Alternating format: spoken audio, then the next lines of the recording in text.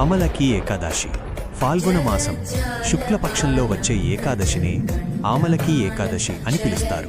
తెలుగు రాష్ట్రాల్లో దీనిని ఉసిరి ఏకాదశి అని కూడా అంటారు. పురాణాల ప్రకారం ఈ రోజున ఉసిరి చెట్టును పూజించడం వల్ల సకల పాపాలు తొలగిపోతాయని భక్తుల నమ్మకం.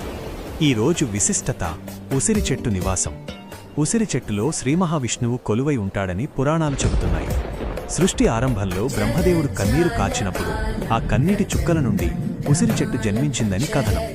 మోక్షప్రదాయిని ఈ ఏకాదశి వ్రతాన్ని ఆచరించడం వల్ల 1000 గోవులను దానం చేసినంత పుణ్యం దక్కుతుందని, వైకుంఠ ప్రాప్తి కలుగుతుందని చెబుతారు. ఆరోగ్యం. ఉసిరిలో ఔషధ గుణాలు ఎక్కువ. ఈ రోజున ఉసిరిని సేవించటం వల్ల ఆధ్యాత్మికంగానే కాకుండా ఆరోగ్యపరంగా కూడా మేలు జరుగుతుంది. పూజా విధానం. 1. ఉపవాసం. ఉదయాన్నే స్నానం చేసి విష్ణుమూర్తిని స్మరిస్తూ ఉపవాస దీక్ష చేపట్టాలి. 2. ఉసిరి చెట్టు పూజ. వీలైతే ఉసిరి చెట్టు వద్దకు వెళ్లి పూజ చేయాలి. చెట్టు మొదట్లో నీరు పోసి దీపారాధన చేసి పండ్లు మరియు నైవేద్యం సమర్పించాలి. 3. మంత్రపఠనం. ఓం నమో భగవతే వాసుదేవాయ అనే మంత్రాన్ని జపించడం శుభకరం. 4. దానం.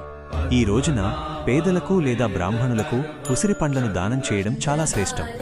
నేటి ఫిబ్రవరి 27, 2026 సమయాలు. ఏకాదశి తిథి ముగింపు రాత్రి 10:33 వరకు. పారణ ఉపవాసం విరమణ రేపు శనివారం ఉదయం సూర్యోదయం తర్వాత ద్వాదశి ఘడియల్లో ఉపవాసాన్ని విరమించాలి.